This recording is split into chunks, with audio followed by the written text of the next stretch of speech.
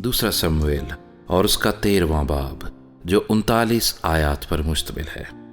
اور اس کے بعد ایسا ہوا کہ داؤد کے بیٹے ابیسلوم کی ایک خوبصورت بہن تھی جس کا نام تمر تھا۔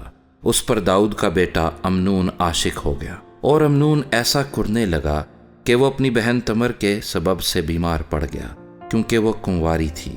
سو امنون کو اس کے ساتھ کچھ کرنا دشوار معلوم ہوا۔ اور داؤد کے بھائی سما کا بیٹا یوندب امنون کا دوست تھا، اور یوندب بڑا چالاک آدمی تھا۔ سو اس نے اس سے کہا، اے بادشاہ زادے، تو کیوں دن بدن دبلا ہوتا جاتا ہے؟ کیا تو مجھے نہیں بتائے گا؟ تب امنون نے اس سے کہا کہ میں اپنے بھائی ابیسلوم کی بہن تمر پر عاشق ہوں۔ یوندب نے اس سے کہا، تو اپنے بستر پر لیٹ جا اور بیماری کا بہانہ کر لے، اور جب تیرا باپ تجھے دیکھنے آئے تو اس سے کہنا، میری بہن تمر کو ذرا آنے دے کہ وہ مجھے کھانا دے اور میرے سامنے کھانا پکائے، تاکہ میں دیکھوں اور اس کے ہاتھ سے کھاؤں۔ سو امنون پڑ گیا اور اس نے بیماری کا بہانہ کر لیا، اور جب بادشاہ اس کو دیکھنے آیا تو امنون نے بادشاہ سے کہا، میری بہن تمر کو ذرا آنے دے کہ وہ میرے سامنے 2 پوریاں بنائے، تاکہ میں اس کے ہاتھ سے کھاؤں۔ سو داؤد نے تمر کے گھر کہلا بھیجا کہ تو ابھی اپنے بھائی امنون کے گھر جا اور اس کے لیے کھانا بنا۔ سو تمر اپنے بھائی امنون کے گھر گئی، اور وہ بستر پر پڑا ہوا تھا، اور اس نے آٹا لیا اور گوندھا اور اس کے سامنے پوریاں بنائیں اور ان کو پکایا، اور توے کو لیا اور اس کے سامنے ان کو انڈیل دیا، پر اس نے کھانے سے انکار کیا۔ تب امنون نے کہا کہ سب آدمیوں کو میرے پاس سے باہر کر دو۔ سو ہر ایک آدمی اس کے پاس سے چلا گیا۔ تب امنون نے تمر سے کہا کہ کھانا کوٹھری کے اندر لے آ، تاکہ میں تیرے ہاتھ سے کھاؤں۔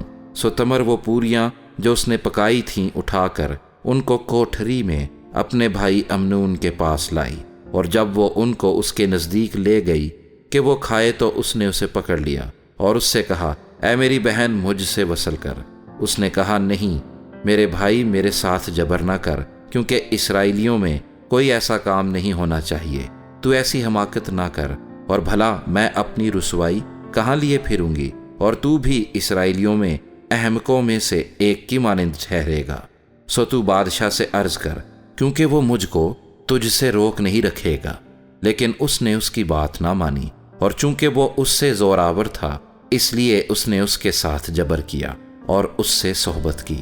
پھر امنون کو اس سے بڑی سخت نفرت ہو گئی، کیونکہ اس کی نفرت اس کے جذبہ عشق سے کہیں بڑھ کر تھی۔ سو امنون نے اس سے کہا، اٹھ چلی جا۔ وہ کہنے لگی، ایسا نہ ہوگا، کیونکہ یہ ظلم کہ تو مجھے نکالتا ہے اس کام سے جو تو نے مجھ سے کیا بدتر ہے۔ پر اس نے اس کی ایک نہ سنی۔ تب اس نے اپنے ایک ملازم کو جو اس کی خدمت کرتا تھا بلا کر کہا، اس عورت کو میرے پاس سے باہر نکال دے اور پیچھے دروازے کی چٹکنی لگا دے۔ اور وہ رنگ برنگ کا جوڑا پہنے ہوئے تھی، کیونکہ بادشاہوں کی کنواری بیٹیاں ایسی ہی پوشاک پہنتی تھیں۔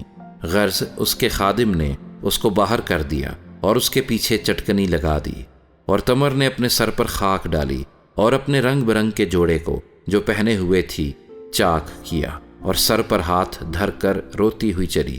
اس کے بھائی ابیسلوم نے اس سے کہا، کیا تیرا بھائی امنون تیرے ساتھ رہا ہے؟ خیر ہے میری بہن، اب چپ کی ہو رہے، کیونکہ وہ تیرا بھائی ہے، اور اس بات کا غم نہ کر۔ سو تمر اپنے بھائی ابیسلوم کے گھر میں بے کس پڑی رہی، اور جب داؤد بادشاہ نے یہ سب باتیں سنی تو نہایت غصہ ہوا۔ اپنے بھائی امنون سے کچھ برا بھلا نہ کہا، کیونکہ ابیسلوم کو امنون سے نفرت تھی، اس لیے کہ اس نے اس کی بہن تمر کے ساتھ جبر کیا تھا۔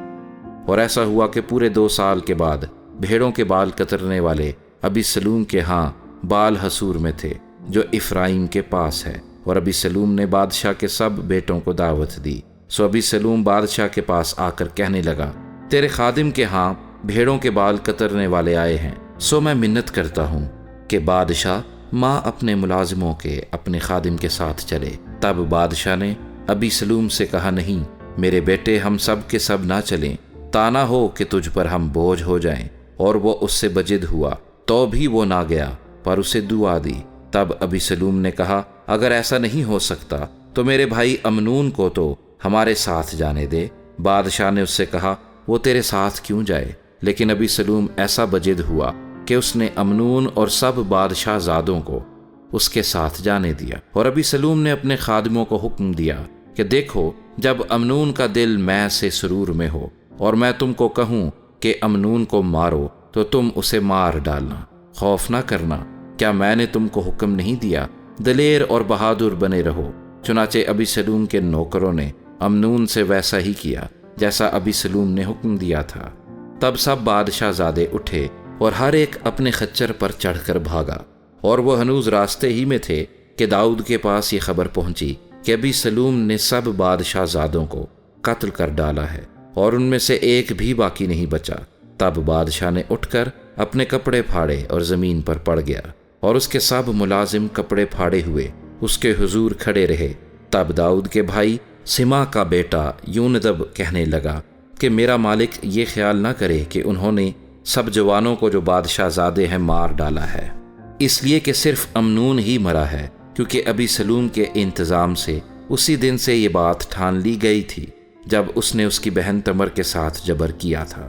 سو میرا مالک بادشاہ ایسا خیال کر کے کہ سب بادشاہ زادے مر گئے اس بات کا غم نہ کرے، کیونکہ صرف امنون ہی مرا ہے۔ اور ابی سلوم بھاگ گیا، اور اس جوان نے جو نگہبان تھا اپنی آنکھیں اٹھا کر نگاہ کی، اور کیا دیکھا کہ بہت سے لوگ اس کے پیچھے کی طرف سے پہاڑ کے دامن کے راستے سے چلے آ رہے ہیں۔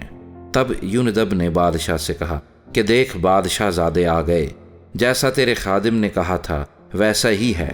اس نے اپنی بات ختم ہی کی تھی کہ بادشاہ زادے آ پہنچے اور چلا چلا کر رونے لگے، اور بادشاہ اور اس کے سب ملازم بھی زار زار روئے۔ لیکن ابی سلوم بھاگ کر جسور کے بادشاہ عمیہود کے بیٹے تلمی کے پاس چلا گیا، اور داؤد ہر روز اپنے بیٹے کے لیے ماتم کرتا رہا۔ سو ابی سلوم بھاگ کر جسور کو گیا اور 3 برس تک وہیں رہا، اور داؤد بادشاہ کے دل میں ابی سلوم کے پاس جانے کی بڑی آرزو تھی، کیونکہ امنون کی طرف سے اسے تسلی ہو گئی تھی، اس لیے کہ وہ مر چکا تھا۔